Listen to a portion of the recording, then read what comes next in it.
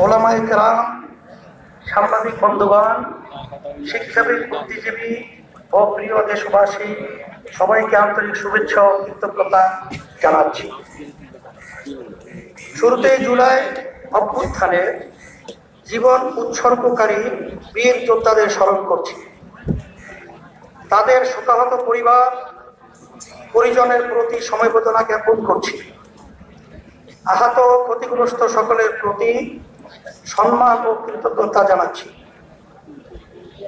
1957 সাল থেকে শুরু করে 1947 ও 1971 সকল যোদ্ধাদের প্রতি শ্রদ্ধা ও সম্মান প্রদর্শন করছি।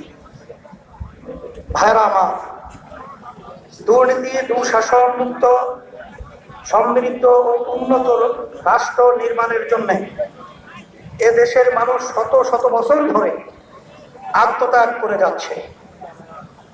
সুশাসন প্রতিষ্ঠার জন্য রক্তের নজরানা পেশ করে যাচ্ছে। তারই ধারাবাহিকতায় 24 জুলাই, আগস্টে ও আরেকটি গণ অভ্যুত্থান হয়েছে।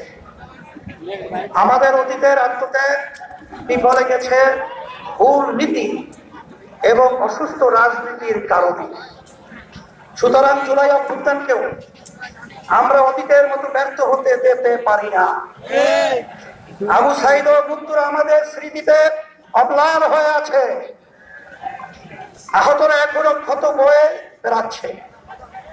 তাই প্রয়োজনীয় রাষ্ট্র সংস্কার এখনই করতে হবে। পতিত স্বৈরতন্ত্রের সাথে জড়িতদের বিচার করতে হবে। আরেকটা কথা স্পষ্ট ভাষায় বলে যেতে চাই, পিআর পদ্ধতিতে নির্বাচন আয়োজন করার কোনো বিকল্প নাই। আজকের এই জনসমুদ্র পিআর পদ্ধতি নির্বাচনের পক্ষের জনসমুদ্র।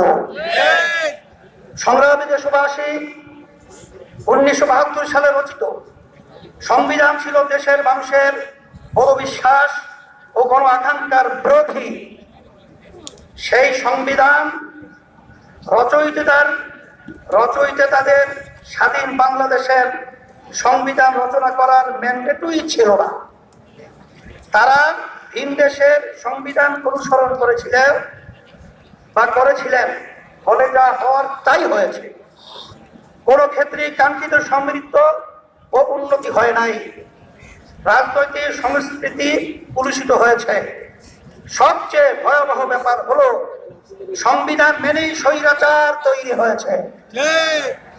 এজন্যই আমরা